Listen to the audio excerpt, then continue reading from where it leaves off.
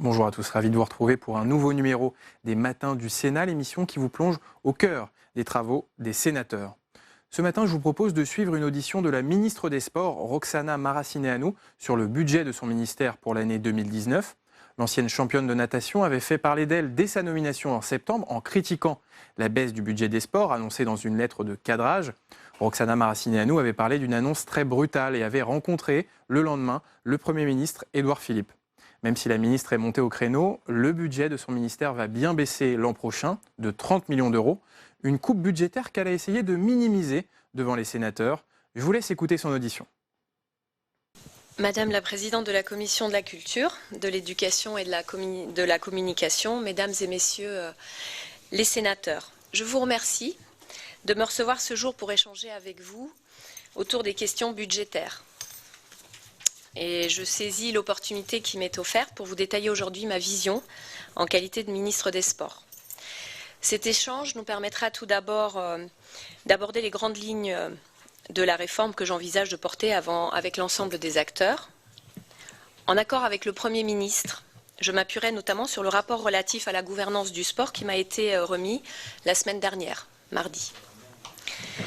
Celui-ci a été établi après 8 mois de concertation et comporte 57 mesures dont vous avez certainement déjà pris connaissance.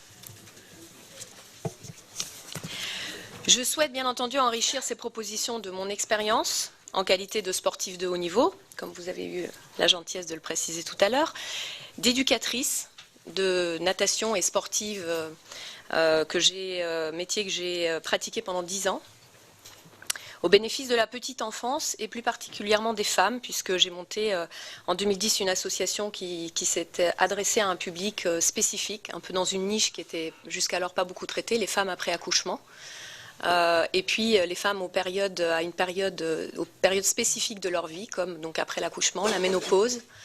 Et puis évidemment, après que ces femmes aient accouché, de leur petit enfant, très petit enfant, et puis ensuite ces enfants entre 3 et 6 ans pour leur proposer d'être en sécurité en grande profondeur de manière efficace, très tôt dans leur vie.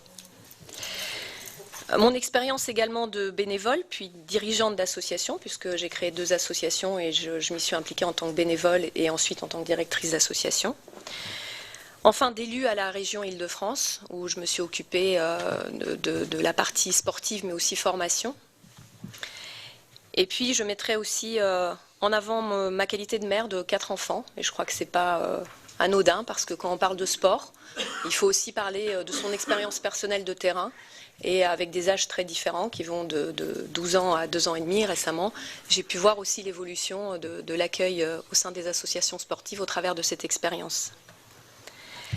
À court terme, l'un des outils majeurs de cette réforme sera la création au cours du premier trimestre de 2019 de l'agence dont vous avez parlé tout à l'heure, qui sera en charge de la haute performance et du développement des pratiques. J'ai déjà pu en esquisser les contours en début de semaine à l'Assemblée nationale lors du débat budgétaire où j'ai commencé à expliquer le mode de fonctionnement qu'on envisage, ou en tout cas sa structuration. Il s'agit donc d'une réforme ambitieuse puisqu'elle associe aux côtés de l'État l'ensemble des acteurs concernés par le sport. D'abord les incontournables au regard de leur poids dans le financement du sport, les collectivités territoriales, départements, régions, communes, et bien sûr tous les acteurs des territoires, que ce soit les associations et bien sûr les parlementaires, vous-même.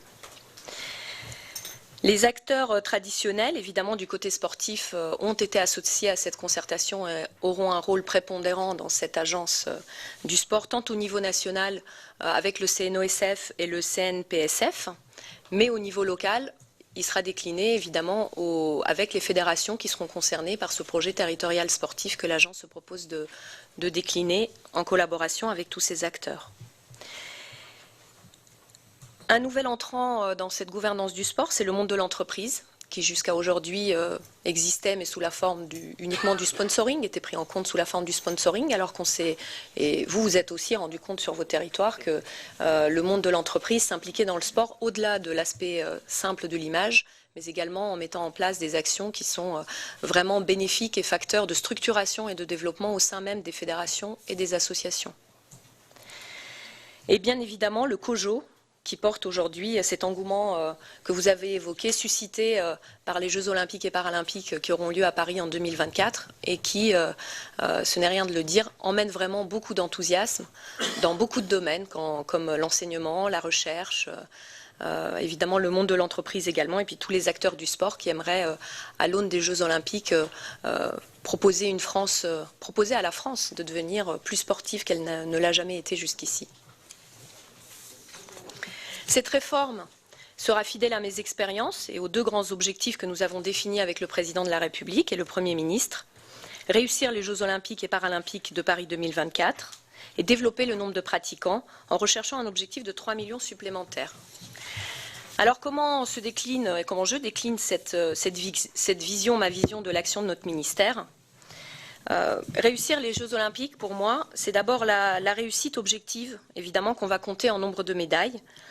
Mais pour moi, c'est la tâche des médias. Les connaissant bien, je sais très bien que souvent, ils se limitent beaucoup à la réussite objective, uniquement aux résultats, pas beaucoup à la mise en œuvre et à ce qu'on met en place pour y arriver.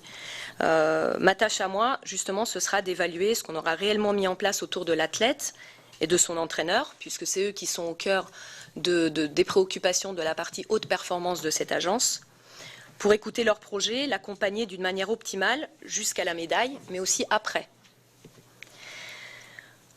Vous avez entendu ma prédécesseur Laura Flessel s'exprimer sur la partie de l'agence haute performance, préfigurée déjà par Claude Onesta. Cette partie est déjà, on ne peut pas dire opérationnelle puisque l'agence n'est pas encore mise en place, mais en tout cas est déjà en action et a déjà commencé à réunir son équipe et se mettre en contact avec les différentes fédérations. Elle continue à se constituer. Elle n'attend plus aujourd'hui que la création effective de l'agence. Mais dans le message du Président de la République, ce message de réussite, moi j'entends plus que ça. C'est aussi favoriser la réussite subjective de chaque personne de plus qui aura tenté, grâce à nous, l'expérience du sport. Cette expérience qui permet à l'individu de se connaître et souvent aussi d'être reconnu. Cette expérience du lien qu'il va créer avec l'autre, son partenaire d'effort, son partenaire de jeu, son entraîneur, son éducateur, cette relation qui nous permet aussi de trouver notre place. Porter aussi ce message de réussite, c'est aussi porter le message auprès de nos concitoyens du progrès sensible que chacun peut vivre dans sa chair grâce au sport, grâce au retour bienveillant d'un éducateur, d'un coach, d'un ami qui pratique avec vous et qui vous regarde pour de vrai.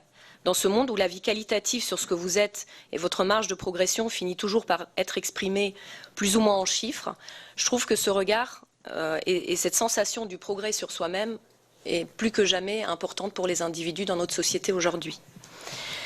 Effectivement, puisqu'il faut parler chiffres, le deuxième objectif que le Président de la République nous propose, c'est celui de 3 millions de pratiquants en plus. Moi, je l'interprète comme une injonction à transformer le modèle en changeant de point de vue. Passer du ministère de ceux qui font le sport aujourd'hui, aux yeux du ministère, de ceux qui font du sport. Mettre non plus uniquement les acteurs du sport au centre de nos préoccupations, les fédérations, qu'on traite aujourd'hui via les contrats d'objectifs nationaux et les associations fédérales via le CNDS, mais mettre le pratiquant au cœur de nos préoccupations communes. Et j'insiste bien communes parce que c'est nos préoccupations à nous, ministères, mais c'est la préoccupation aujourd'hui aussi des fédérations, des associations, des territoires, s'occuper plus du pratiquant pour englober plus large et coller à la réalité sportive d'aujourd'hui. Le sport est une politique publique, elle doit être tournée vers les citoyens, elle doit questionner le rapport de chacun au sport, elle doit, et elle peut plus que toute autre politique, se mettre au service des autres politiques publiques. Et ça me semble crucial. Une politique sportive qui doit être évaluée sur son impact sur la vie quotidienne des Français. Considérer le sport comme un bien commun, un bien social de notre pays, qui appartient à tous, État, collectivités, mouvements sportifs, monde économique, et bien sûr les pratiquants, et j'insiste bien, les pratiquants de tous âges, de toute origine culturelle ou sociale. Enfin, 3 millions de pratiquants en plus, on peut y arriver aussi en démocratisant ce que j'appelle les primo-apprentissages. En donnant la clé aux familles, et c'est ce que j'étais venue présenter en juillet dernier au Premier ministre, par rapport à la natation spécifiquement, mais je pense que ça peut s'étendre à beaucoup d'autres activités, donner la clé aux familles, aux parents, aux grands-parents, aux professeurs de crèche, des écoles maternelles et primaires, Il nous faut aller là où le savoir flotter est essentiel pour la sécurité des enfants, là où lancer un ballon a une place pour créer un groupe et socialiser le petit enfant. Là aussi où apprendre ce qu'on fait avec un bâton dans la main conditionne sa relation à l'autre et à l'adulte. Et je vais passer sur la partie plus budgétaire maintenant. Après vous avoir fait part de ces premiers éléments sur ma vision du sport, effectivement, je continue à approfondir sa mise en œuvre et c'est pour cela que je souhaite travailler avec vous pour un projet qui, j'en suis sûre, dépassera les clivages politiques. Le budget du ministère des Sports pour 2019 que je vous présente aujourd'hui est un moyen pour accompagner cette réforme. Je vous présente ainsi aujourd'hui un budget préservé par rapport à 2018 qui comporte même des mesures nouvelles. En effet, au sein du projet de loi de finances pour 2019, l'ensemble des financements apportés par l'État au titre des sports est évalué à 515 millions d'euros. La diminution de 2,4%, c'est-à-dire 12 millions d'euros, que vous constatez par rapport à 2018, est principalement liée à un ajustement technique que j'ai déjà pu expliquer, qui prend en compte une surévaluation en 2018 des crédits destinés à la compensation des exonérations de charges sociales pour les arbitres et juges sportifs. Je pourrais vous l'expliquer plus en détail tout à l'heure. Par ailleurs, un exercice d'optimisation a été mené lors de la préparation du PLF 2019 afin notamment de dégager des moyens nouveaux en faveur de la future agence du sport pour accompagner cette réforme, agence du sport qui sera créée en 2019. Ainsi, une enveloppe supplémentaire de plus de 40 millions de crédits supplémentaires est intégrée dans le budget qui vous est présenté. Ces moyens nouveaux sont fléchés sur les actions suivantes. 25 millions d'euros dédiés à la haute performance pour renforcer les moyens alloués aux fédérations et aux mouvements sportifs. Le budget de la haute performance sera ainsi en hausse de 40% par rapport à 2018, au bénéfice des athlètes. Puisque, comme je vous l'ai dit tout à l'heure, cette partie de la haute performance de l'agence sera centrée non plus aujourd'hui sur les différentes fédérations qui font du haut niveau et de la haute performance, mais bien sur le sportif et son entraîneur. Les autres 15 millions d'euros pour monter aux 40, dont je vous ai parlé tout à l'heure, seront eux dédiés au développement des pratiques afin de réduire les inégalités d'accès à la pratique sportive et en particulier sur les territoires carencés. En complément, pour donner une nouvelle impulsion au financement du développement des pratiques, j'ai défendu en début de semaine à l'Assemblée nationale, lundi soir, un amendement gouvernemental augmentant de 15 millions d'euros le plafond de la taxe sur les droits de retransmission audiovisuelle des événements sportifs, dite taxe Buffet.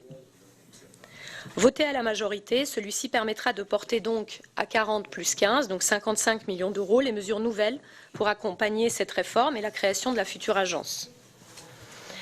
Ces 15 millions d'euros supplémentaires seront consacrés au développement des pratiques afin de mettre en œuvre des mesures concrètes en faveur de la lutte contre les inégalités d'accès à la pratique sportive ou encore le programme Savoir nager. Au final, le budget du sport pour 2019, hors Solidéo, sera supérieur de plus de 11 millions d'euros au moyen d'interventions obtenues en 2017, montant en référence pour le budget des sports. J'en ai fini pour ma part et je vous propose d'entamer un échange avec vos questions et les réponses qu'on pourra y apporter. Merci Madame la Ministre. Alors sans plus attendre, je donne la parole à Jean-Jacques Lozach qui a les questions budgétaires, mais il y a aussi cette question de la nouvelle agence du sport qui nous interpelle tous. Monsieur Lozach, vous avez la parole. Bien, merci Madame la Présidente. Je voudrais commencer par souhaiter bonne chance et pleine réussite à notre nouvelle ministre des Sports, qui prend ses fonctions à un moment très particulier qui ont été résumés par la présidente de notre commission tout à l'heure, avec une actualité assez chargée. Quand je parle de l'actualité, je ne pense pas au match du PSG de ce soir. Je pense donc au remaniement ministériel, au budget, au programme Action publique 2022 sur lequel on va revenir avec les moins 1600 postes de CTS qui viennent s'ajouter à une réduction drastique du nombre de contrats aidés, puisque en ce qui concerne le nombre de contrats aidés par l'État, on sera passé de 2 ans de 310 000 à 130 000. Or, le sport est un grand consommateur de ces contrats aidés, ou bien encore le débat que vous évoquez et qui est essentiel, relatif au nouveau modèle français concernant la gouvernance du sport. Alors sur le budget, bon, on ne va pas se lancer peut-être des chiffres à la figure aujourd'hui, on ne va pas se lancer dans une bataille de chiffres. Bon, les choses ont bougé depuis quelques heures, je dirais, nous sommes à 465,6 millions d'euros. Simplement, je voudrais vous poser une première question, est-ce qu'il ne serait pas souhaitable, je dirais, en termes de présentation pour éviter un certain nombre de difficultés de présentation, d'isoler en quelque sorte le programme 350 concernant la Solidéo, c'est-à-dire en fait la construction de l'héritage olympique, puisque cet héritage doit être construit avant 2024. Donc présenter de façon annexe, si je peux dire, ce programme-là, afin qu'il n'y ait pas de confusion. Bon, je faisais partie de ceux qui souhaitaient une loi de programmation budgétaire concernant la préparation de ces Jeux Olympiques. Vous savez qu'il va falloir quand même que l'État trouve 1 milliard d'euros au niveau des équipements. Et nous partons sur un rythme quand même très faible, puisque nous sommes à 65 millions d'euros par an. Et le pic, ça sera effectivement 2020, 2021, 2022. Donc il faudrait qu'on se place quand même sur une trajectoire budgétaire qui soit la plus dynamique possible assez rapidement. Ceci dit, 2 éléments un petit peu d'inquiétude suite à nos auditions précédentes. Est-ce qu'il n'est pas inquiétant de voir le budget de l'INSEP baisser parce que bien l'INSEP, c'est en particulier la préparation olympique. Et avant 2024, il y a 2020. Et il est certain qu'en termes de résultats, en termes de médailles, si on descend trop bas en 2020 à Tokyo, on n'arrivera pas à remonter en 2024. Et le deuxième élément d'inquiétude, mais vous allez peut-être nous rassurer, c'est concernant les grands événements sportifs hors JO, puisque nous passons, en ce qui concerne ces événements-là, je crois, de 20 millions d'euros à 4 millions d'euros.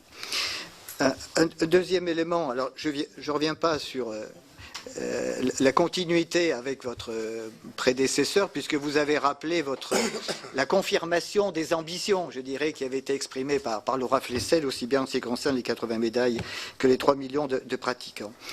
Sur les CTS, moi je voudrais vous demander simplement, Madame la Ministre, concrètement, comment ça va se passer ? Parce qu'effectivement, vous avez rappelé récemment dans la presse un principe, c'est-à-dire le transfert de ces 1600 postes de CTS, soit aux collectivités territoriales, soit aux fédérations sportives. Bon, comment ça va se passer, quoi, tout simplement, parce que ce sont des personnels qui ont un statut de la fonction publique d'État et puis qui en plus ont une qualification tout à fait précise, tout à fait déterminée. Et donc ça représente tout ça quand même une masse salariale d'environ 200 millions d'euros. Et puis enfin, sur la gouvernance du sport, parce que bien évidemment tout ça est intimement lié, et vous l'avez rappelé, ça va être un grand chantier de l'année 2019. Bon, je crois qu'on est d'accord, il fallait absolument que le système français évolue, parce qu'il y a cette montée en puissance des collectivités territoriales, parce que nous sommes en retard en ce qui concerne le sport entreprise, c'est évident, aussi bien en ce qui concerne le financement du sport par les entreprises qu'en ce qui concerne la pratique du sport dans les entreprises. Et quand je dis les entreprises, je fais référence aussi aux entreprises publiques, aux administrations, pas simplement aux entreprises privées, parce qu'il y a cette montée en puissance du sport business, etc., ou bien encore parce qu'il était nécessaire d'aller vers davantage d'autonomie pour le mouvement sportif. Donc cette agence nationale va être mise en place, et c'est vrai que la question que beaucoup se posent aujourd'hui, c'est qu'est-ce qui va rester en quelque sorte comme véritable compétence, quoi, comme véritable responsabilité pour le ministère des Sports à échéance de 2020-2021. Je dirais par-delà sa mission traditionnelle, le contrôle de l'égalité, que ce soit le contrôle des performances, des compétitions ou bien encore des équipements sportifs. Et puis, nous sommes ici des parlementaires. Qu'est-ce qui va véritablement relever de l'action législative dans cette mise en place, dans ce que Massiglia appelle la révolution du modèle sportif français, notamment au cours de l'année 2019. Et enfin, je termine par une question annexe, mais vraiment d'actualité. Je voudrais savoir, Madame la Ministre, ce que vous pensez de cette réforme annoncée de la Coupe Davis, à laquelle les Français sont très attachés depuis l'époque des mousquetaires, puisqu'on s'achemine éventuellement vers une privatisation de cette compétition-là, ce qui entraîne d'ailleurs quelques mouvements d'humeur, voire de contestation, y compris des tennismen eux-mêmes. Donc, quid de la Coupe Davis ça crée aussi apparemment quelques troubles du côté de la Fédération française de tennis. Merci. Donc une première série de questions, Madame la Ministre, auxquelles je vous invite à répondre. Oui, parce que je n'ai pas l'habitude de retenir 40 questions.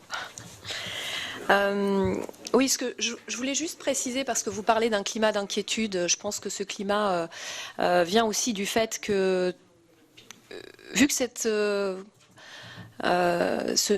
nouvelle gouvernance a permis aussi à beaucoup d'acteurs de s'exprimer, et c'était notre volonté au moment de cette concertation de 9 mois, ces personnes, que ce soit le CNOSF, les différentes fédérations, les différents sportifs, l'idée c'est de leur donner aussi plus de marge de manœuvre, plus de pouvoir de décision, plus de pouvoir de parole également pour s'exprimer sur ce qu'ils font.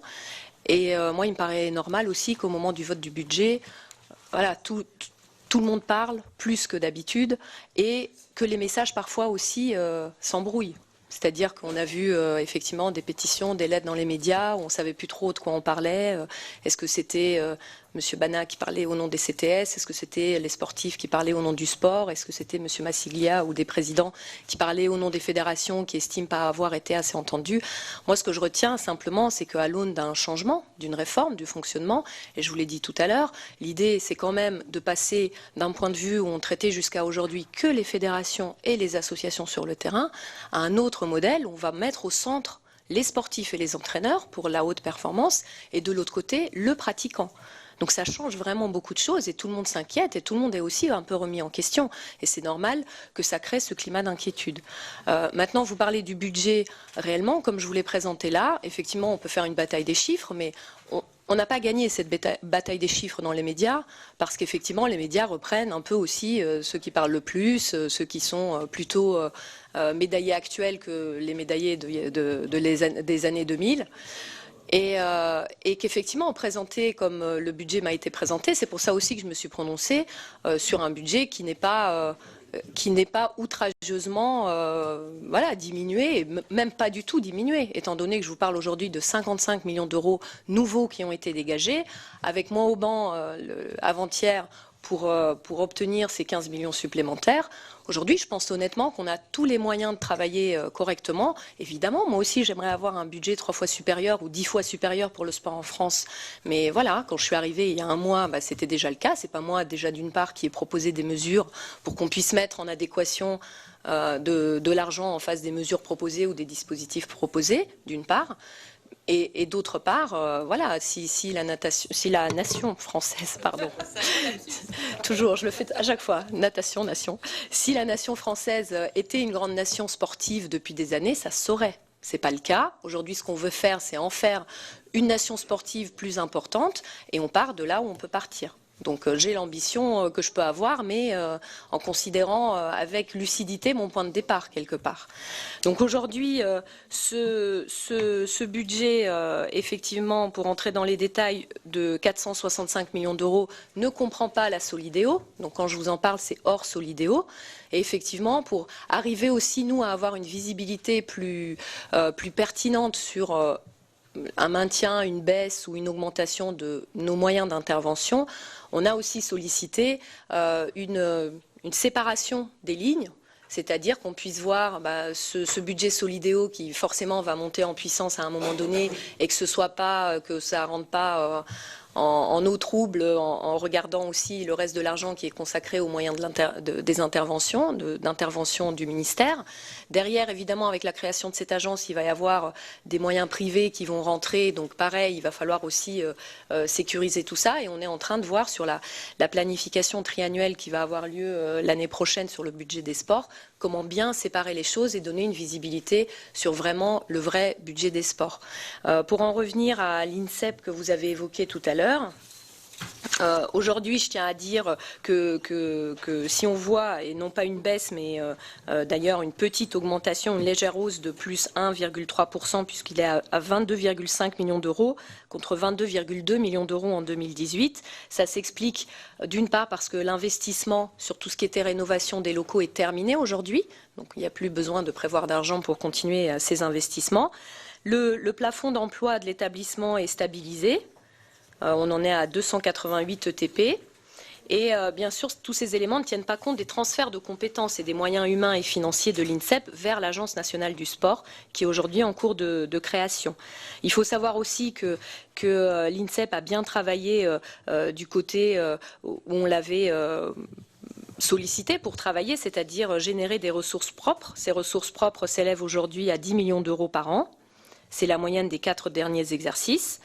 Et c'est ces moyens qui permettent aussi à l'INSEP de poursuivre la mise en œuvre du plan pluriannuel d'investissement, puisqu'il consacre chaque année 5 millions d'euros à l'entretien de ces équipements sportifs et aux dépenses d'investissement.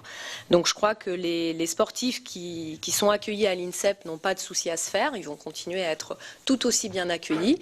Nous sommes en train de regarder la meilleure concertation et coordination possible entre les personnes de l'INSEP, à la tête de l'INSEP, et les personnes qui seront à la tête de l'agence haute performance, de manière à ce qu'elles puissent collaborer dans les meilleures conditions au bénéfice des athlètes et des entraîneurs. Mais l'INSEP ne fonctionne aujourd'hui pas tout seul. Il s'agit de prendre en compte le grand INSEP, qui associe aussi des CREPS, tous les CREPS de nos territoires, des écoles aussi de formation. Voilà, les écoles nationales de formation, et c'est tout cet ensemble de réseaux de mapping territorial qui aujourd'hui va pouvoir aussi s'adosser à toute cette répartition géographique qu'on cherche aussi à faire dans les autres ministères pour tout ce qui est éducation, formation et derrière des bassins d'emploi spécifiques partout en France. Et le sport, je compte bien l'insérer aussi dans cette cartographie de manière à ce que aussi les sportifs qui s'engagent dans cette activité et dans une carrière sportive puissent en même temps qu'ils mènent leur carrière sportive, pouvoir aussi mener des études pertinentes en fonction de leurs envies, de ce à quoi ils se destinent, et puis derrière puissent trouver un métier soit en accord avec le sport, soit en accord avec leurs études ou leurs compétences. Et nous, voilà, au ministère des Sports, on compte bien aussi s'encadrer dans ce mapping général qui verra naître prochainement des campus scolaires, universitaires et sportifs. Une autre question, c'était sur les CTS. Donc effectivement, à mon arrivée, 4 jours après mon arrivée, il y a eu cette bonne nouvelle qui effectivement a cristallisé aussi toutes les inquiétudes et à juste titre, puisque voilà, évidemment quand on voit, mais vous savez sûrement mieux que les acteurs eux-mêmes qu'il s'agit d'un document de travail qui n'était pas destiné à la presse et encore moins à être lu de cette manière-là. Cette lettre de cadrage de plafond, effectivement, mentionne la suppression d'ETP au sein des fédérations, mais elle ne mentionne, et j'en ai eu la confirmation puisque j'ai rencontré le Premier ministre tout de suite après cette crise, on peut le dire, parce que je l'ai prise comme ça à mon arrivée. Et il nous a assuré effectivement qu'aucun de ces 1600 personnels, alors on parlait de CTS, mais il ne s'agit pas que des CTS, on ne vise pas un corps, mais effectivement c'est des missions qui doivent être revisitées. Et pourquoi? Parce que si on veut mener une réforme, on veut installer l'agence. Avec cette agence, je vous l'expliquerai tout à l'heure, son objet c'est de travailler de manière transversale pour toutes les fédérations. Et évidemment, pour toutes les pratiques, c'est aussi notre mission, c'est aussi de travailler avec d'autres acteurs que les acteurs uniquement fédéraux, aussi des têtes de réseau qui s'impliquent dans l'éducation par le sport, dans tout ce qui est quartier de la ville, prioritaire de la ville. Et évidemment, toutes nos forces, tous nos agents, que ce soit les CTS, les personnes présentes dans les DR et dans les DD, les CAS, effectivement aussi les conseillers d'animation sportifs, vont devoir trouver des nouvelles places au sein de ce nouveau modèle et vont devoir réorienter leur mission. Alors effectivement, il y a des choses sur lesquelles aujourd'hui on est en discussion déjà avec des fédérations. Alors effectivement, les CTS ne sont pas d'accord, forcément, puisque ce sont des personnels anciens, dont moi-même je peux juger pour avoir moi aussi été sportive et avoir bénéficié de leurs compétences, que ce sont des personnes très compétentes dans beaucoup de matières, en matière de formation, d'encadrement, d'entraînement. Mais effectivement, aujourd'hui, il va falloir faire un choix. Quant à savoir, est-ce que ce sont des compétences qui vont relever de la compétence des fédérations? Nous sommes en train d'étudier ces personnes qui sont sur des missions d'entraînement exclusives, souvent en contact ou d'entraînement de champions qui sont déjà titrés et qui ont déjà des sponsors et dont le salaire même de leurs entraîneurs finalement s'assied sur une intervention de l'État minime. Mais que derrière, il y a beaucoup d'autres entités qui abondent à leur salaire, savoir est-ce que notre place en tant qu'État est encore là, est encore dans le salaire de ces entraîneurs, par exemple. Et est-ce que ces entraîneurs, ce ne seraient pas les fédérations qui auraient vocation à les payer directement, voire les athlètes eux-mêmes pour les plus fortunés, s'il y a besoin d'un abondement dans leur salaire. Donc il y a des fédérations qui suivent déjà ce mouvement, qui sont d'accord aussi pour pouvoir avoir ces personnes compétentes sur ces champs-là intégralement finalement dans leur champ de compétences et payées par ces fédérations. Ce n'est pas une question budgétaire et financière pour l'État, puisqu'aujourd'hui, l'idée, c'est pas d'enlever le statut de fonctionnaire à ces personnels. Ils vont rester avec leur statut de fonctionnaire. L'idée d'enlever des ETP dans les fédérations, c'est surtout de recentrer notre action sur des missions qui nous paraissent aujourd'hui importantes et indispensables à nos yeux pour mener à bien le travail qu'on veut faire avec l'agence, en termes surtout de développement des pratiques. Et il nous paraît aussi essentiel, en termes d'éthique et de présence de l'État à la tête des fédérations, de garder des personnes comme aujourd'hui les DTN adjoints en charge de haut niveau et du développement des pratiques, qui sont intégralement sous le même statut qu'aujourd'hui, pour justement pouvoir avoir une visibilité, une existence qu'on juge importante aujourd'hui au sein de ces fédérations, essentiellement pour des côtés éthiques et de contrôle de la bonne application de la politique de l'État au sein du mouvement sportif. Voilà, donc ces personnes ne vont pas perdre leur emploi, on va essayer de les garder sur les missions sur lesquelles elles se sentent le plus compétentes, leur statut ne va pas être touché de fonctionnaire. Ce n'est pas une question budgétaire pour l'État, puisque l'État est prêt à compenser au niveau des fédérations, mais nous sommes aussi en train d'étudier une réaffectation de ces postes sur des missions qui nous paraissent pertinentes et en accord avec l'action de l'agence sur les territoires. Et donc, voilà, pas tout à la charge, évidemment, des fédérations. Voilà.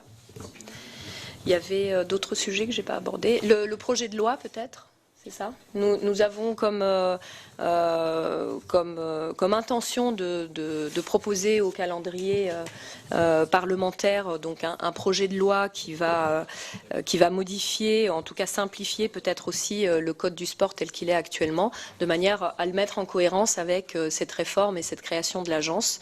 Pour l'instant, nous n'avons pas de date prévue, mais voilà, c'est en discussion pour que ce soit courant de l'année.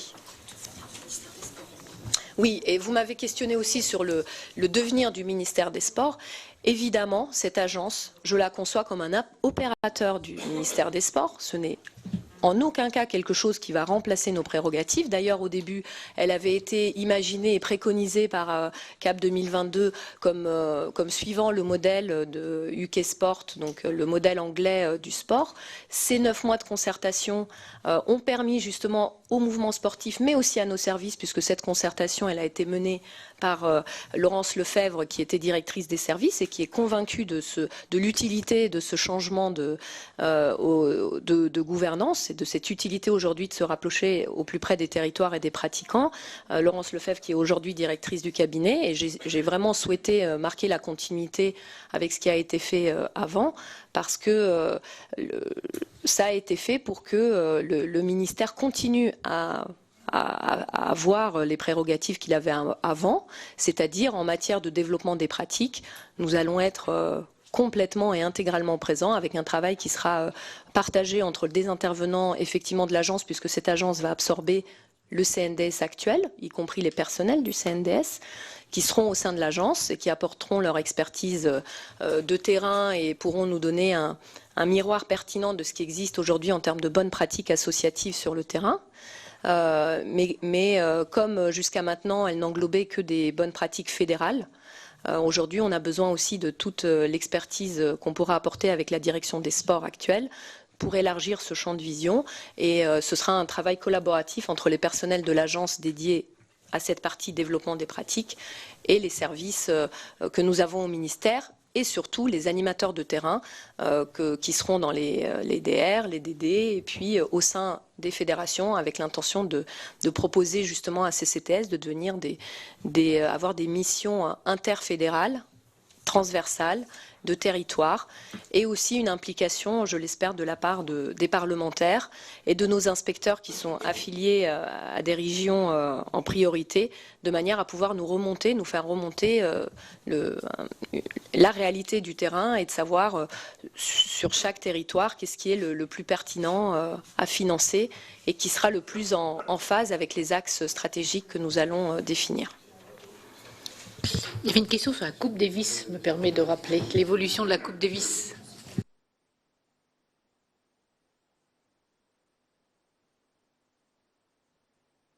Peut-être vous pouvez repréciser un peu plus la question, si vous avez plus d'éléments précis sur la Coupe Davis. Qu'est-ce que vous vouliez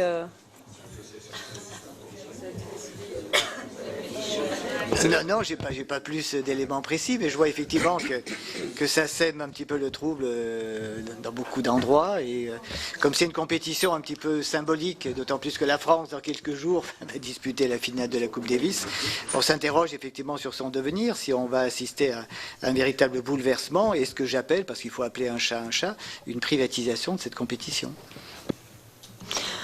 Je crois que c'est un changement effectif. Elle a été, mais c'est un changement qui a été adopté avec 71% de votes favorables par la Fédération internationale de tennis et dans une concertation qui a été menée de manière démocratique. Ça implique donc une phase finale sur une semaine qui va réunir 18 équipes nationales en clôture de la saison et qui se fera sur un terrain neutre. Effectivement, ça peut créer des inquiétudes pour certains acteurs, mais après, pour nous, c'est difficile d'interférer sur une décision prise par une organisation sportive internationale qui est autonome vis-à-vis de l'État et qui a ses propres enjeux d'attractivité.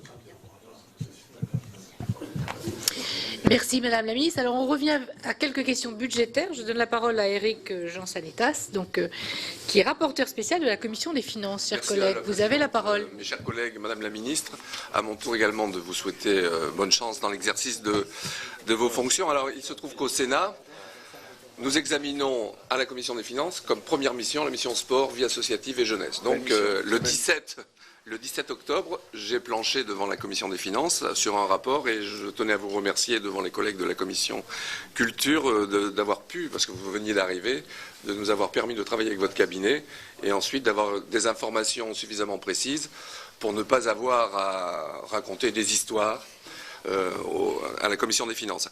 Alors, la Commission des Finances a adopté les crédits de cette mission avec une réserve.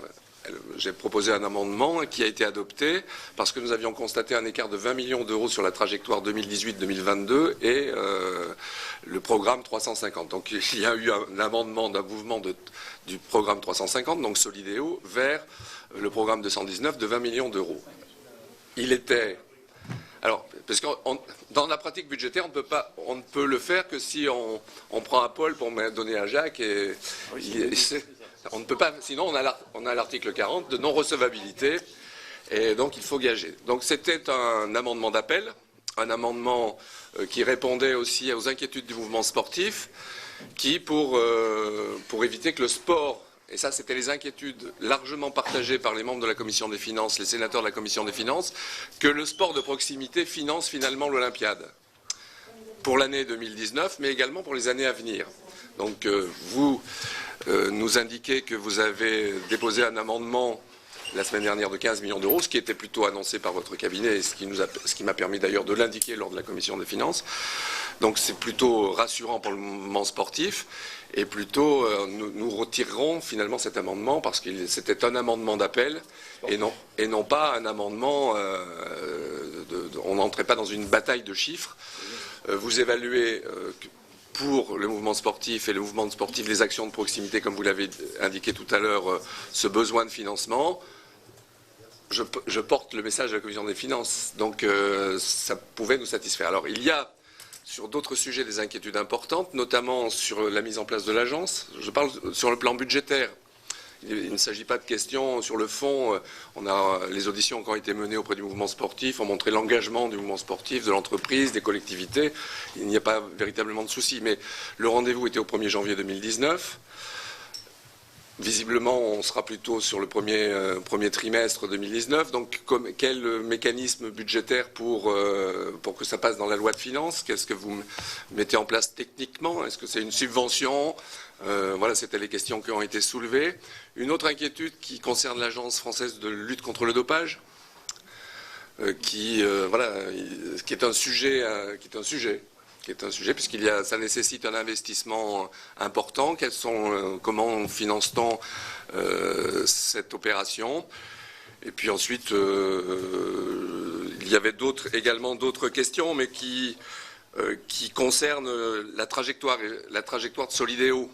Mais bon, elle est connue, et la volonté par la Commission des finances d'avoir véritablement un contrôle, entre guillemets, mais ça c'est la Commission des finances qui est plutôt dans cet esprit-là, parce que les Jeux Olympiques souvent dérapent, les budgets dérapent, donc d'avoir véritablement des procédures de contrôle co-construites entre le gouvernement et le Parlement sur les trajectoires budgétaires de Solideo. Les informations qu'on a pu avoir à la fois par Solideo lors des auditions faites par la Commission des finances et l'audition avec votre cabinet, on est dans la trajectoire, les crédits sont plutôt bien consommés. Cette première phase est plutôt dans la phase d'acquisition d'études. Et bien sûr, on montera en puissance dans les années 2022-2023, avec une véritable pointe à ce moment-là. Donc, le spectre du financement de l'Olympiade par le mouvement sportif n'est pas encore levé. Mais voilà, Madame la Ministre, vous avez globalement la confiance de la Commission des finances, puisque nous avons adopté les crédits. Bien, merci, chers collègues, de ces précisions d'ordre budgétaire. Notre commission est là pour le fond, voilà, les projets, donc vérifier leur faisabilité, leur pertinence. C'est le travail que nous sommes en train de faire, c'est pourquoi nous auditionnons aussi Madame la Ministre aujourd'hui. Voilà, merci, chers collègues. Et donc, le moment de vue, bien sûr, il y aura un débat au Sénat sur les questions. Et je rebondis sur votre dernière question. Madame la Ministre, allez-vous soutenir ce nouveau laboratoire nécessaire pour la FLD à la veille des Jeux Olympiques? Ça rejoint la question d'ordre financier de notre collègue. Oui, alors vous savez que la FLD a dû, donc suite à un contrôle de l'AMA, a vu une grande liste de critères auxquels elle va devoir se conformer. Pour pouvoir être à la hauteur aussi de l'ambition qui est la nôtre d'accueillir les Jeux à Paris. Aujourd'hui, elle a commencé déjà à remplir certaines injonctions qui étaient plutôt de l'ordre du législatif, j'allais dire, ou je sais pas, oui, comme ça on dit. Aujourd'hui, un des éléments importants pour la FLD, c'est de pouvoir changer d'endroit. Là, parce que pour l'instant, la FLD est située dans un gymnase à Châtenay-Malabry au sein d'un CREPS. Et en rencontrant l'AMA, quelque part, ils m'ont fait part de l'inévitable déclassement de la FLD au vu de la vétusteté des locaux dans lesquels elle se trouvait depuis maintenant des années. Et d'ailleurs, statistiquement, ils m'ont dit que ce n'est pas surprenant qu'ils aient été suspendus à un moment et qu'ils aient pu faire des erreurs voilà, qui leur ont coûté la descente parce qu'ils étaient dans les 10 premiers. Ils étaient très performants et puis maintenant ils sont un peu descendus, mais c'était beaucoup dû finalement à ces locaux. Donc actuellement, 2 dossiers pour l'accueil de la FLD sont à l'étude. L'un à Évry et l'autre sur le plateau de Saclay. L'un qui présente un avantage financier parce qu'il y a un montage financier qui permettrait à l'État d'économiser beaucoup d'argent, de l'argent. L'autre qui effectivement permettrait à la FLD d'être adossée plutôt à toute une cellule recherche et voilà, avec toute une université pharmaceutique à ses côtés sur le campus universitaire de Saclay, qui va coûter plus cher puisqu'il va y avoir la rénovation d'un bâtiment si cela se fait. On n'a pas encore les chiffres exacts, mais voilà, ça va coûter plus d'argent que de l'autre côté. Moi, en rencontrant l'AMA, ce que je leur ai demandé, c'est effectivement si on se dirige plutôt vers la deuxième solution qui permettrait du coup de remplir des standards d'exigence en termes de localisation et de locaux. Il faut aussi que la FLD remplisse des indicateurs d'exigence autres, c'est-à-dire que si on investit beaucoup, il faut aussi qu'on investisse pour quelque chose de bien, un objectif pourrait être de re-rentrer dans les 10, récupérer sa place d'avant et avoir vraiment une politique ambitieuse en termes d'éthique et de prévention contre le dopage. Je crois que c'est important à 5 ans des Jeux aujourd'hui, chez nous, de lancer ce signal et aussi avec la création de cette agence qui pourrait donner l'impression que la partie privée rentre d'une manière ou d'une autre dans le sport français, chose qui n'a pas été aujourd'hui faite jusqu'à maintenant. Même si cette entrée du privé, des financements privés est très encadrée voilà, de notre côté, et il n'y a aucun pouvoir de dévier à la trajectoire qu'on s'est donnée. Effectivement, avoir le symbole fort à côté d'un contrôle et d'une éthique qui se renforce, ça me paraît important de donner ce symbole à la population et de dire, voilà, on a créé une agence où on va vouloir des médailles à tout prix, mais pas à tout prix. Voilà, on est là aussi pour veiller et à faire en sorte que la santé des sportifs soit préservée, que l'éthique soit préservée et que le sport continue à être ce qu'il a toujours été en France. Et il est hors de question de déroger pour nous à cette perspective. Donc c'est 2 solutions à l'étude, avec le concours de l'AMA aujourd'hui qui va nous aider. Il y a des audits qui sont en cours, des audits aujourd'hui sur la partie administrative et des audits futurs peut-être aussi sur la partie réglementaire, sur la partie laboratoire, qui feront qu'on va pouvoir annoncer au Premier ministre, je l'espère bientôt, voilà, ce projet ambitieux du renouveau de la FLD pour qu'elle revienne dans les premiers rangs internationaux. Merci. Alors, je donne la parole à nos collègues dans l'ordre dans lequel ils l'ont demandé, à commencer par M. Savin, président du groupe d'études sur les pratiques sportives, chers collègues. Merci, Madame la Présidente, Madame la Ministre. Avant toute chose, je vous souhaite bien sûr la bienvenue au Sénat pour votre première édition devant notre commission. Comme je l'avais déjà indiqué à votre prédécesseur, nous sommes ici dans une démarche constructive au Sénat. Nous connaissons les pressions que vous subissez de Bercy, qui pèsent sur les budgets, mais ici au Sénat, nous souhaitons continuer à soutenir le sport.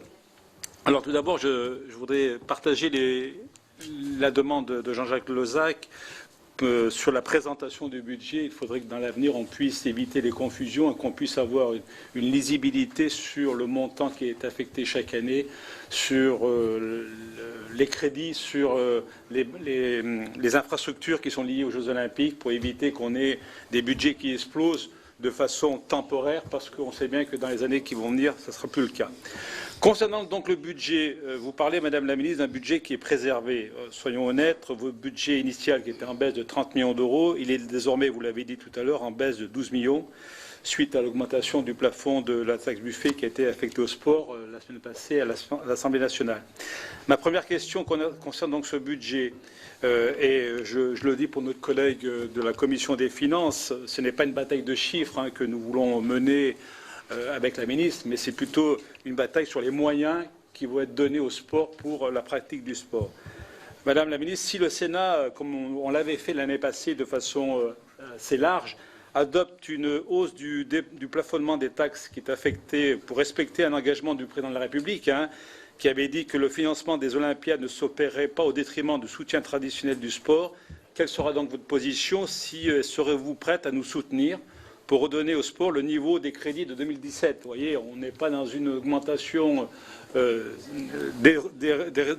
déraisonnable, mais bien rester sur le budget 2017 qui était celui qui était au départ de votre mandature.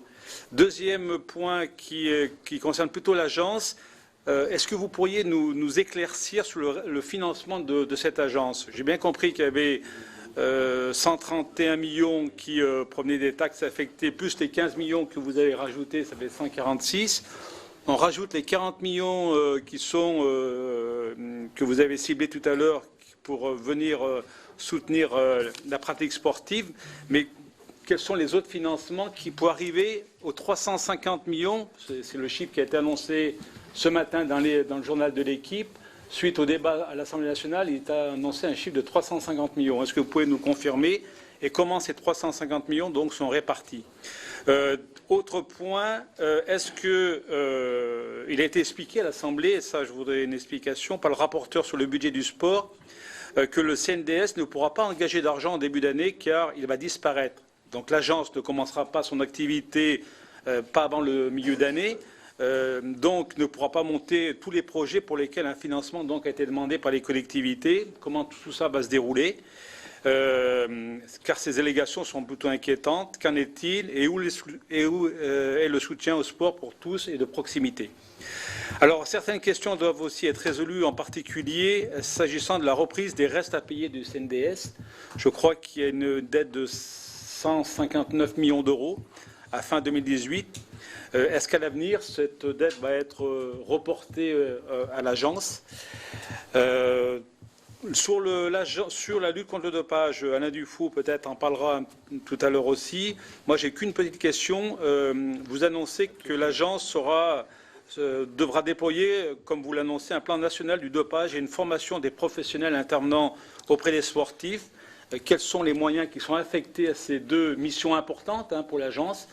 Mais au vu des crédits qui sont affectés cette année, on ne voit pas d'augmentation. Donc, c'est des missions nouvelles qui sont demandées à l'agence avec les moyens identiques. Enfin, dernier point que je voudrais évoquer avec vous, c'est sur les primes qui sont versées aux médaillés olympiques.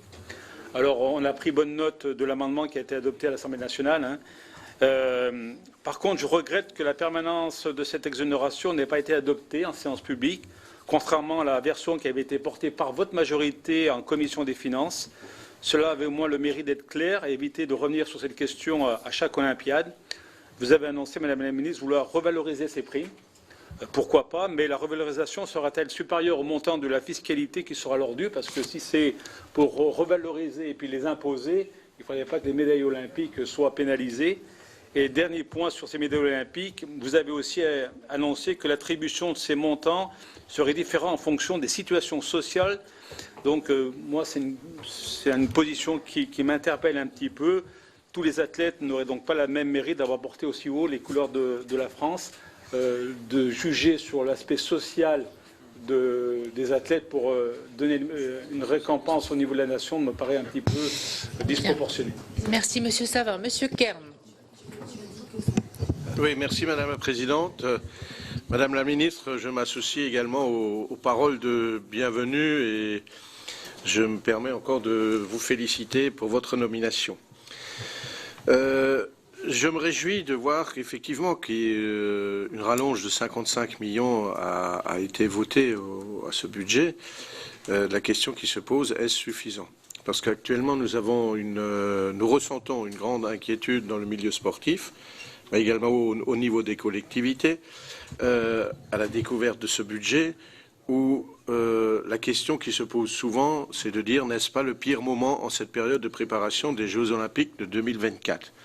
Et là, on rencontre également un sentiment de découragement qui, nous l'espérons, ne se reportera pas sur les sportifs. Michel Savin et Jean-Jacques Lozach ont déjà abordé beaucoup de points. Je voulais également aborder le point des primes, mais je rebondirai là-dessus pour la problématique de la préparation des sportifs tout au long de leur carrière. Donc la carrière sportive pour le sport de haut niveau. Il ne faut pas oublier qu'avant d'obtenir l'exemption fiscale des primes qu'ils ont obtenues aux Jeux Olympiques, les sportifs de haut niveau se sont engagés le plus souvent depuis l'enfance dans la pratique intensive d'un sport jusqu'à devenir de véritables athlètes d'élite. Vous mettez en avant donc le sport de haut niveau, mais avant d'envisager cette revalorisation des primes, comme vous l'avez annoncé, comment comptez-vous soutenir le parcours de ces athlètes en devenir qui puissent pratiquer leur sport depuis l'enfance jusqu'à être médaillés et contribuer ainsi au rayonnement de la France? Et également, je voudrais également aborder la situation alarmante que rencontrent les structures associatives, c'est-à-dire les clubs, et l'enjeu que ce constat revêt en termes d'équilibre, de lien social et de construction d'une grande nation sportive dans cette perspective des Jeux. Avec on peut quand même le citer, cette diminution du budget, quelque part, à un moment donné, il faut quand même pouvoir continuer à proposer un engagement de qualité pour tous, ne pas affaiblir le rôle sociétal du sport par ses fonctions éducatives et sociales. De même, on n'en a pas parlé aujourd'hui, que de l'implication des milliers de bénévoles qui s'investissent au quotidien dans cette mission. Et à ce niveau-là, comment comptez-vous œuvrer en faveur du sport pour tous et du haut niveau, qui sont, je le rappelle, les principaux objectifs? Enfin, je ne vais pas revenir sur l'avenir des conseillers techniques sportifs, vous l'avez très bien évoqué. Quand même parler des politiques publiques de jeunesse et de vie associative. Alors, je rappelle que la jeunesse relève du ministre de l'Éducation nationale. Je ne vais plus en parler parce que je voulais aborder les CREPS qui ont également ce rôle-là. Oui, mais les CREPS... Les CREPS ont également ce rôle-là, malheureusement, ou heureusement, je dirais. Mais on a quelque part la sensation que la vie associative est véritablement menacée alors qu'elle joue ce rôle sociétal avéré. Et puis je terminerai par le plan piscine qui peut vous intéresser. Parce que là, on note malheureusement un grand manque d'équipement et d'entretien des équipements existants. Alors, est-ce que des moyens financiers sont ou seront prévus dans ce sens? De plus, il ne faut pas oublier qu'il y a un effort à faire dans la formation des maîtres nageurs sauveteurs. Parce que là, aujourd'hui, il y a plus de 5000 postes qui ne sont pas pourvus. Et ça pourrait être un formidable élément de créateur d'emplois, surtout en revoyant la formation qui est très complexe aujourd'hui. Merci, Monsieur Kern. Madame Laborde. Alors, Madame la Présidente, je vous remercie. Il faudra que nous pensions acheter les sabliers depuis le temps que nous le disons. Ça, c'était pas pour la ministre, c'est pour... voilà. L'école. Voilà. Paf, ça c'est fait, c'est pas dans le compte-rendu, bien sûr. Madame la ministre, je suis... Et oui, c'est filmé, j'avais oublié. Vous êtes filmée, Madame Laborde. Oh, ben alors j'assume et je suis désolée. En fait, c'était pas pour vous, c'était pour Monsieur Kern. J'étais pas le plus long, je suis pas sympa. Et mes chers collègues, nous avançons. Toutes les questions qui étaient posées étaient des questions pertinentes. Voilà, donc Madame la Ministre, d'abord je suis ravie de cette première rencontre et bien sûr féliciter votre parcours parce que femme, sportive, élue, maman, dans l'ordre, dans le désordre et en même temps, ça vous donne une vision quand même importante de ce que l'on attend de vous. Et moi, ce que j'attendais de vous, justement, c'était par rapport au plan piscine, puisque votre antéprédécesseur Thierry Braillard avait quand même beaucoup œuvré pour cela. Nous avons évidemment plein de belles idées, plein de projets, et savoir nager, ça, je suis sûre que ça vous concerne, sauf que s'il n'y a pas de piscine, c'est un peu compliqué, on va ressortir les tabourets, voilà. Donc ça, c'est important, et je crois qu'il fallait le dire. Ensuite... par rapport, donc puisque c'est la première rencontre, et donc ce sera dit peut-être une première fois, c'est par rapport donc aux Jeux Olympiques, au budget, bien sûr il y a beaucoup de choses de dites, mais dans cette commission, j'ai tendance à rappeler que dans la charte olympique, il y a un article 50 que je vous demanderai de lire et nous en rediscuterons hors budget. Je vous remercie. Je parie que ça porte sur la laïcité, Madame Laborde. Vous parlez que vous avez gagné. Merci. Bien, voilà, l'ensemble des groupes qui l'ont demandé se sont exprimés, donc je vous rends la parole et il y aura une autre série de questions, mes chers collègues, ne vous inquiétez pas. Alors, pour répondre d'abord à Monsieur Savin, et même si nous ne sommes pas dans la séquence questions-réponses au Sénat, je me permets vraiment de réinsister sur le fait que le budget aujourd'hui ne baisse pas par rapport à l'année dernière. Alors je vais le réexpliquer sans lire les fiches parce que ça va peut-être être plus compréhensible pour vous. Entre la différence qui est constatée entre l'année dernière et cette année, elle est de 40 millions d'euros. C'est une surévaluation de charges qu'on devait nous compenser pour les fédérations et qui a été surévalué. En fait, c'est un montant qui a été surévalué, qu'on n'a pas consommé. Et donc, à ce moment-là, effectivement, on aurait pu le négocier pour qu'on nous le laisse. Mais si c'est quelque chose qui ne correspond pas à quelque chose qu'on va dépenser, Moi, j'assume complètement d'être dans un gouvernement qui a présenté un budget sincère, au plus près des besoins et des dépenses, au plus près des moyens d'intervention qu'on a mis en place. Comme je vous l'ai dit tout à l'heure, moi, j'étais pas là quand on a mis les moyens d'intervention, et je peux pas vous dire, oui, c'est vrai, j'aurais voulu mettre 10 mesures de plus, et puis M. Darmanin, il n'a pas été gentil avec moi, il m'a pas donné l'argent. Ben, c'est pas vrai. Et M. Darmanin, il est très gentil, et on travaille en bonne... Mais non, mais c'est vrai. En plus, il connaît le sport, il est impliqué dans le sport. Avant-hier, il a pris la parole avec moi pour vraiment expliquer, pour montrer que c'est quelque chose qui le concerne. Et le sport aujourd'hui, au sein de ce gouvernement, est vu vraiment comme un outil d'interministérialité très important, avec l'éducation, avec l'emploi, comme vous avez pu le dire, sur tous ces postes non pourvus aujourd'hui.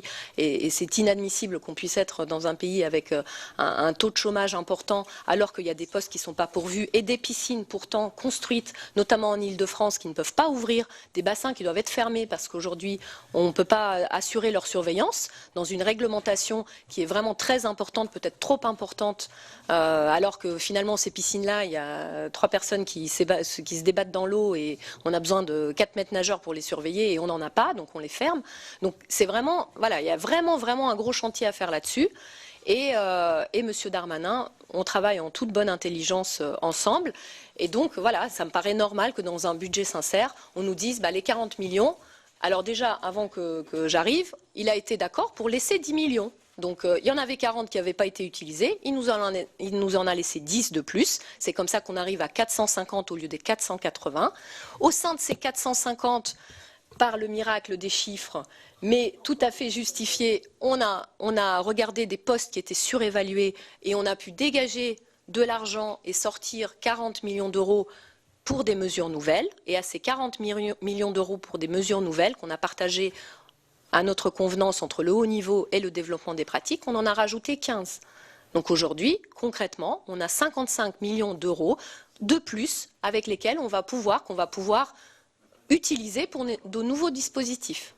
Alors moi, comme je suis arrivée avec mon dada et que effectivement c'est le savoir nager, et c'est pourquoi le Premier ministre m'a écouté en juillet et que ça me paraît important et prioritaire d'installer cette nouvelle mesure. Alors je suis désolée, je vais répondre dans le désordre, mais voilà, pour parler du savoir nager, ce que j'ai proposé en juillet, ce qui a déjà commencé à être mis en place malgré mon arrivée seulement depuis 1 mois et demi, mais on a déjà démarré, c'est effectivement commencer par là où finalement c'est le plus important, parce qu'on a des piscines, on a des maîtres nageurs qui s'engagent et on a une population, c'est à l'école.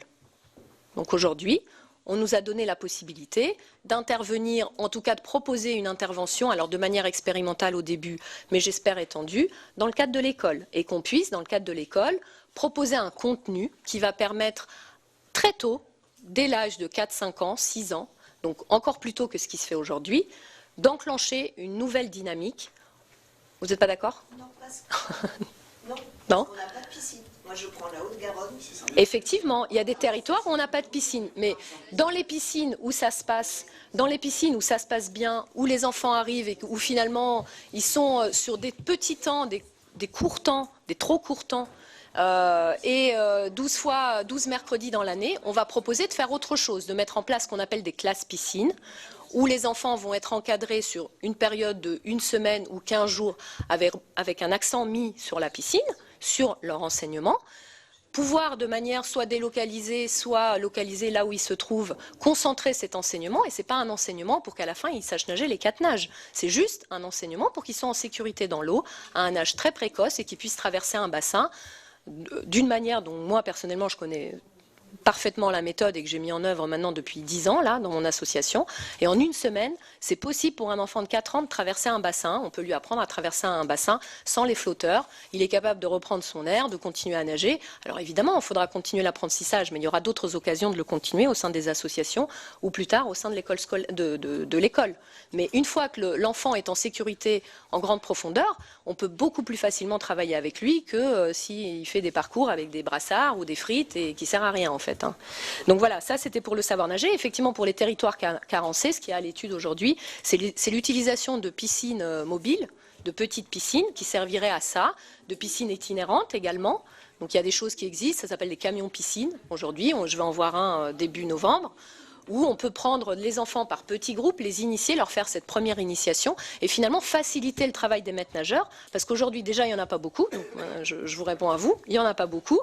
Et aujourd'hui, les filières d'accès, malheureusement, elles sont réduites parce que ce métier est dévalorisé.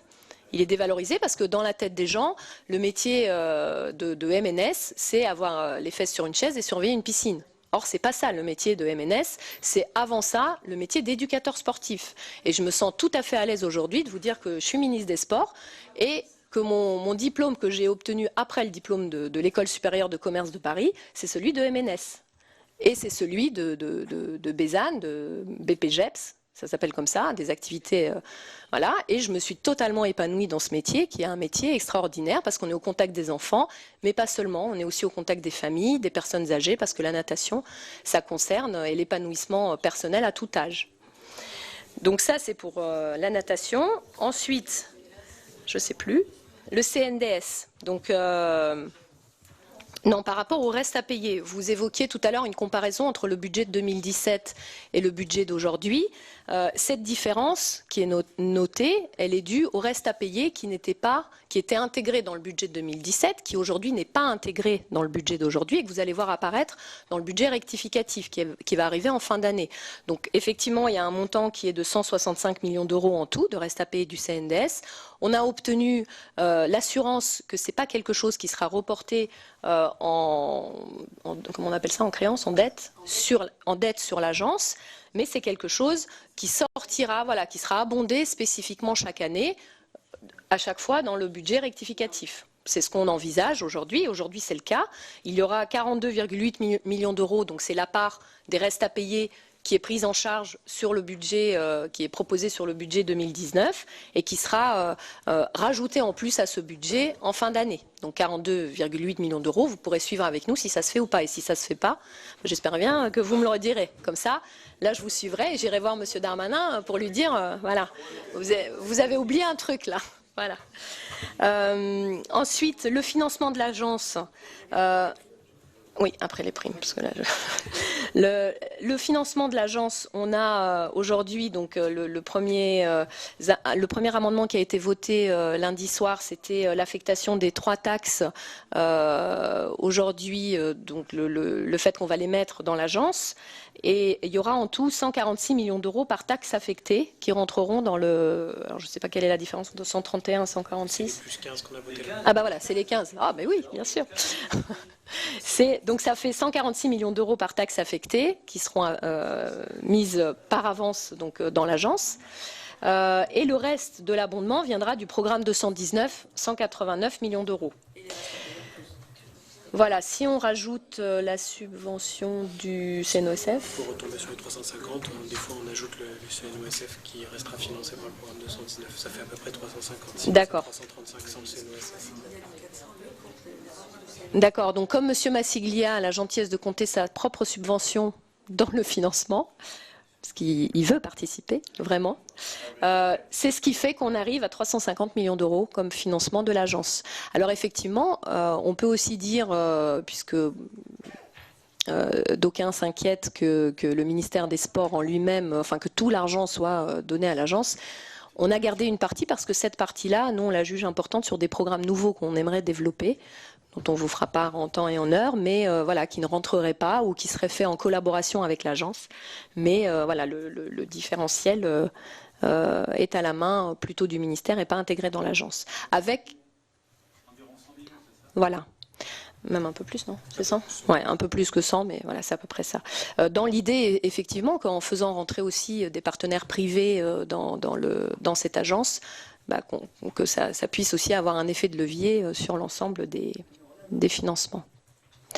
Pour parler des primes, alors du coup c'est un sujet que je connais, parce qu'effectivement quand moi j'étais nageuse, les primes étaient défiscalisées et on pouvait les avoir voilà, sans payer d'impôts.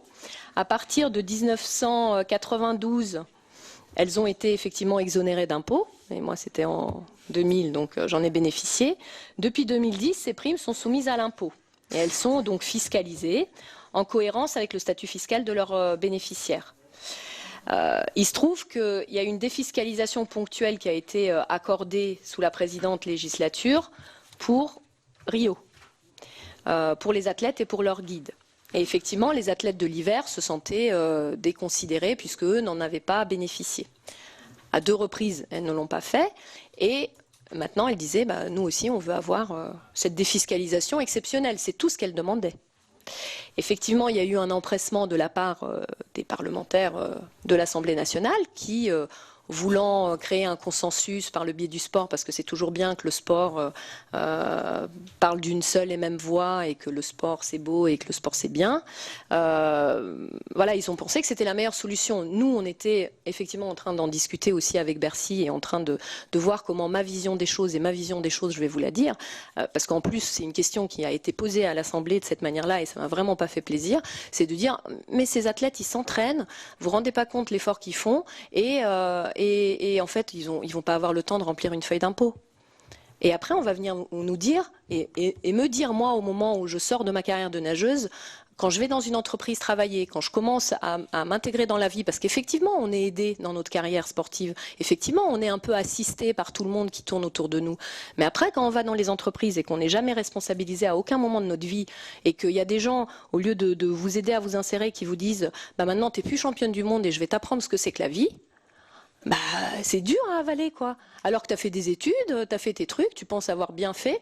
Et moi, je suis pas d'accord pour que ces sportifs ils soient déresponsabilisés. Vous savez, et c'est d'ailleurs le message qu'eux-mêmes portaient.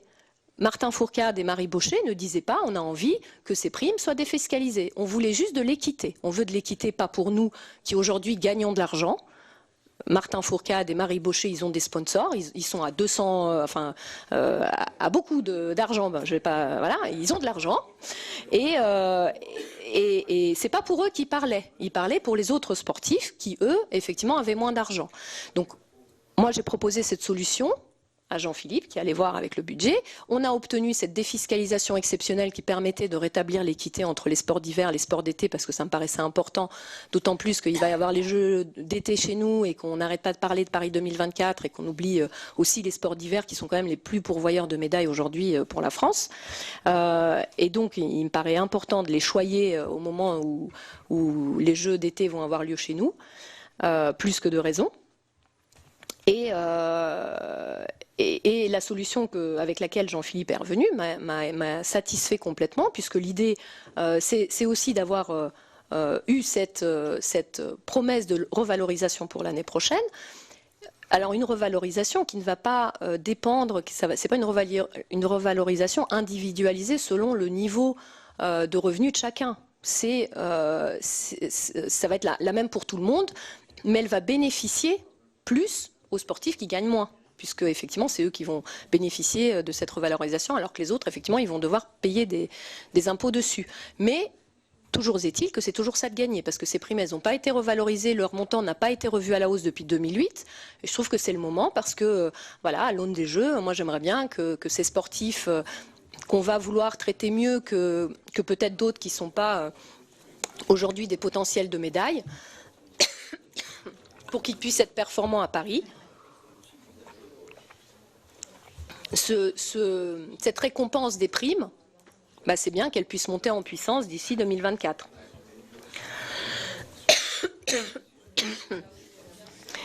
Et donc, je tenais aussi à vous indiquer, parce que vous parlez beaucoup des impôts qu'ils vont avoir à payer dessus. Il y a un régime fiscal qui est particulier pour les sportifs. Je ne sais pas si il est déjà à votre connaissance ou si je vous l'apprends aujourd'hui. Il était initialement d'un étalement sur 6 ans de ces primes pour pouvoir étaler l'impact fiscal. Aujourd'hui, il est depuis... je ne sais pas quelle année, ça doit faire quelques années. Depuis 2006, il est sur 4 ans. Donc de toute façon, l'impact fiscal d'une telle revalorisation va pas avoir, va avoir un impact vraiment spécifique, pas le même pour toute la population. Mais ça me paraît important de responsabiliser ces sportifs et de leur faire comprendre qu'ils font partie de la société et que quand ils gagnent de l'argent, c'est normal de contribuer au reste de la société. Et c'est aussi le discours qu'on aura, nous, avec eux, au moment où on va les rencontrer au sein de cette agence pour qu'ils viennent nous présenter leurs projets sportifs et leurs projets de vie. Parce que jusqu'à aujourd'hui, c'était les gens dans les fédérations qui écoutaient ces athlètes ou pas. Donc maintenant, voilà, on a décidé que les sportifs qui seront en lice pour les Jeux et derrière, on veut le décliner aussi pour répondre à votre question, effectivement, pas que sur les tout meilleurs, mais que tout ce système de reconversion bénéficie aussi aux autres qui sont moins forts aujourd'hui, mais qui seront peut-être les champions de demain. On va les écouter avec attention au ministère par l'équipe de Claude Onesta et travailler avec eux pour l'avenir et ne pas les laisser sans savoir comment ils sont traités au sein des fédérations. Parce qu'il y a vraiment des inégalités, vous l'avez souligné, également voilà, sur le traitement de leur reconversion, mais aussi sur l'accompagnement qu'ils peuvent avoir au moment de leur préparation. Et aujourd'hui, voilà, dans tout ce qui est agence pour la haute performance, Claude Onesta, le chiffre qu'il annonce, il dit, voilà, il n'y a pas un sportif qui pourra s'entraîner correctement pour les Jeux Olympiques s'il ne gagne pas 3 000 € par mois. Voilà, ce sera plus accepté et ce sera plus acceptable parce qu'effectivement, c'est un travail. Et même si ce n'est pas du sport professionnel tel quel, parce qu'il n'y a pas de ligue professionnelle dans tous les sports, le travail qu'on fait pour arriver à ce type de résultat, c'est une profession qui vous prend du temps, de l'engagement et beaucoup d'énergie. Je crois qu'aujourd'hui, si la décision de la réforme de la gouvernance a été menée comme elle l'a été menée, c'est justement pour que dans le sport, où peut-être plus que dans d'autres secteurs, tout le monde a envie de bien faire et tout le monde a envie de faire. C'était effectivement pas une compétence obligatoire des régions, du département, des communes, mais elles ont toutes envie d'y investir parce qu'elles y voient tout un rôle social, voilà, parce que leurs enfants, leurs propres enfants, à ces élus, pratiquent le sport et qu'ils sentent que c'est quelque chose qu'il faut porter. Aujourd'hui, si on a fait cette réforme, c'est pour trouver plus de rationalité dans les financements, pour arriver à optimiser. Aujourd'hui, il y a des associations, celles qui savent monter des dossiers, qui vont pour le même projet, en changeant juste le dossier qu'elles présentent, elles vont aller postuler au CNDS. Pour le même projet, elles vont aller postuler à un financement régional. Avec le même projet, elles vont aller postuler au département. Et peut-être même si on fait un appel à projet État, elles vont pouvoir changer le dossier et puis pouvoir avoir de l'argent de la part de l'État. Et puis il y a d'autres associations, souvent les associations qui ne sont pas fédérales parce qu'elles ne savent pas tout ça, elles n'ont pas accès à tout ça, qui elles vont plutôt aller voir l'élu et effectivement demander de la réserve parlementaire. Elles vont plutôt aller vers d'autres financements qui touchent à la jeunesse, à la vie associative. Et il n'y a pas vraiment de cohérence, il n'y a pas vraiment de priorité commune sur ce qu'on a envie de financer. Pas pour toujours, mais à un moment T. Parce que ce qui est bon aujourd'hui pour le sport, c'est pas ce qui était bon hier pour le sport et c'est pas ce qui va être bon pour le sport demain. Aujourd'hui, ce qui me semble important de porter, par exemple en termes de financement, c'est pas juste subventionner chaque association parce qu'elle fait un truc bien, parce que moi je suis persuadée comme vous, déjà à partir du moment où on fait faire du sport aux enfants, on fait un truc super bien. Parce que comme je disais tout à l'heure, l'expérience du sport, que ce soit un enfant ou un adulte, ça a plein de vertus en soi, sans forcément faire du sport pour les femmes, du sport pour les pauvres, du sport pour les gros, du sport pour les riches. Voilà, juste faire du sport. On va trouver chacun, dans l'expérience sportive, des réponses à des questions qui nous sont personnelles. Et ce n'est pas à nous, et ce n'est pas aux régions, et ce n'est pas au CNDS de dire il faut faire du sport. À mon avis, il faut faire du sport pour telle cible, pour telle cible, pour telle cible. Moi, je suis pour encourager le sport, la pratique du sport, et que le plus de monde vienne à nous. Et vous parliez tout à l'heure, Monsieur Lafont, d'une augmentation du nombre d'adhérents. C'est pas du nombre d'adhérents, mais c'est bien du nombre de pratiquants. Et aujourd'hui, c'est pas des adhérents fédéraux qu'on cherche à augmenter, mais bien de prendre en compte des pratiquants qui existent déjà aujourd'hui pour quelques-uns d'entre eux. Par exemple, prendre en compte la personne qui va faire son footing dans les bois avec son écouteur sur les oreilles tout seul et se dire pourquoi et comment cette personne court le dimanche, comment elle pourrait courir plus, comment elle pourrait entraîner un groupe d'amis à courir avec lui ou avec elle, enlever ses écouteurs et se dire voilà, le sport c'est aussi un facteur de lien social qu'on va pratiquer avec les autres et pourquoi pas, si un jour il entend parler d'une association fédérale, venir s'inscrire dans un cursus fédéral qui aujourd'hui peut lui proposer beaucoup de services. Aujourd'hui je reçois des fédérations au ministère qui me disent bon, moi, voilà, mon souci jusqu'à maintenant, c'était tous les matins de me réveiller, d'ouvrir mon ordinateur et de voir mon nombre de licenciés. Je vois qu'il n'augmente pas beaucoup. Aujourd'hui, j'en ai 120 000. Et en fait, je compte, parce qu'aujourd'hui, je compte, on m'a dit de compter, j'ai 3 millions de pratiquants qui pratiquent mon sport à côté et qui ne savent même pas que j'existe. Alors que moi, je me démène, avec l'argent de l'État, à trouver des solutions, des outils pour mettre à leur disposition. Mais finalement, je touche que mes 120 000 adhérents. Et j'ai beau essayer d'aller dans les écoles, d'aller partout ailleurs pour augmenter ce nombre d'adhérents. bah, finalement, je m'y prends pas bien.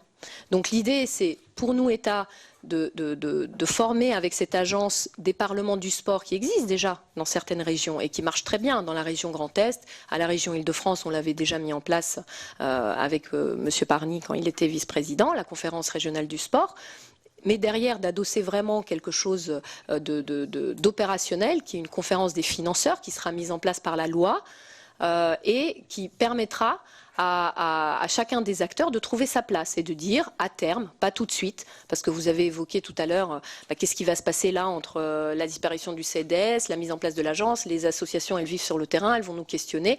Sachez qu'il y aura une période de transition dans laquelle on ne va pas bouger le modèle qui existait déjà. Les engagements qui ont été pris par le CNDS seront honorés. On va reprendre les droits et les obligations, je ne sais pas comment on dit exactement, mais tout, super. Les droits et les obligations du CNDS, on va les reporter sur l'agence. Et cette transformation va se faire petit à petit, j'espère assez vite pour qu'on avance, le temps qu'on est là. Donc l'idée, c'est qu'au bout du compte, et très rapidement, chacun trouve sa place. Et ce ne sera pas la même place pour chaque acteur selon les territoires.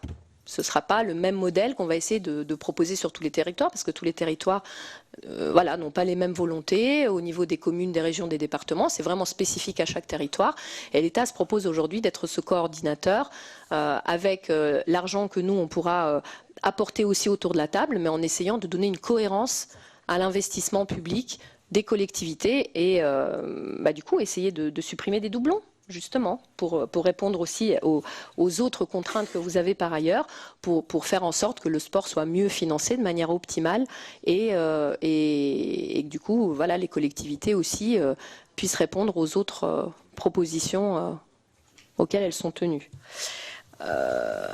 Ensuite, par rapport à l'AFLD et pour aussi rajouter quelque chose sur une question à laquelle je n'avais pas répondu sur la prévention, sur des missions de prévention qui lui ont été attribuées de manière supplémentaire. Sachez que ces missions de prévention existaient et existent toujours au sein de la direction des sports. La direction des sports va travailler en collaboration avec l'AFLD sur ces missions de prévention, et l'AFLD va s'attacher à tout ce qui est prévention dans le champ de la haute performance. Vraiment pour les sportifs de très haut niveau, et la prévention plus générale va continuer à être mise en œuvre et appliquée par les services qui s'en occupaient jusqu'à maintenant au sein de la direction des sports. Donc ce sera un travail commun, mais effectivement jusqu'à maintenant, l'AMA en tout cas avait soulevé le fait que la FLD ne travaillait pas assez sur la partie prévention, et c'est ce qu'elle fera désormais. Ensuite, sur tout ce qui est préleveurs. Donc les préleveurs sont rémunérés par la FLD sur la base d'une grille tarifaire décidée par la LFD. Cette grille tarifaire évolue pour une plus grande professionnalisation en vue des Jeux Olympiques et Paralympiques de 2024 et CMR 2023. Voilà. La Coupe du Monde de rugby de 2023. Donc il y a beaucoup plus de préleveurs. Voilà, il faut... C'est un moyen constant, mais il réorganise les tarifs pour chercher une plus grande professionnalisation des préleveurs. Effectivement, ça va diminuer le nombre de préleveurs. Ça regarde que la FLD, et s'il y a des tensions... Tu veux pas donner la réponse? Ouais. Bon, voilà, comme c'est un point très précis, très pointu... Bien sûr. On interviendra s'il y a des tensions. Voilà, vous inquiétez pas, on interviendra s'il y a des tensions, mais si je comprends bien, c'est un sujet qui concerne la FLD et nous, on pense qu'elle est tout à fait compétente pour le régler, mais on viendra en support, évidemment, autant qu'il faudra. Alors, par rapport aux emplois aidés, ils sont en effet en baisse dans leur ancien format. Néanmoins, j'ai rencontré Madame Pénicaud très rapidement, juste après Monsieur Blanquer, pour que les emplois parcours compétences qu'elle a mis en place, donc ce qu'on appelle les PEC, concernent également le sport. Effectivement, ce qui a été noté, c'est que ces emplois aidés ne correspondent... La cible initiale des emplois aidés, évidemment reprise par le mouvement sportif, puisqu'ils en avaient besoin, n'était pas celle qui était visée au départ par ce type de dispositif. Et aujourd'hui, nous, on voit vraiment une opportunité dans ces parcours emploi-compétences, parce qu'on on aimerait sortir et faire sortir les associations d'une logique de effectivement il y a les bénévoles, on va rester parce que c'est bien avec des bénévoles et que tout se passe super bien, et puis derrière on a peut-être un directeur d'association, on a des intervenants qu'on paye. Les directeurs d'associations, on ne sait pas trop si ça vaut la peine, puisqu'on se débrouille assez bien avec des entraîneurs et des bénévoles. Aujourd'hui, on a envie de faire comprendre aussi aux associations qu'elles peuvent se professionnaliser. Les bénévoles, nous, on va les valoriser, les encourager pour ce qui continue, parce que voilà, c'est très bien de s'impliquer auprès des jeunes, mais on veut profiter de ce parcours emploi-compétences pour mettre en place des vrais développeurs au sein des associations, puisqu'en fait, la différence avec avant, c'est que ces personnes vont devoir, pendant leur parcours, leur insertion, leur installation dans l'association, monter également en compétences eux-mêmes et faire monter l'association en compétences. Aujourd'hui, moi j'ai monté une association, je vous le dis, en 2010. C'est une association qui vivait avec 0 subvention pendant 5 ans.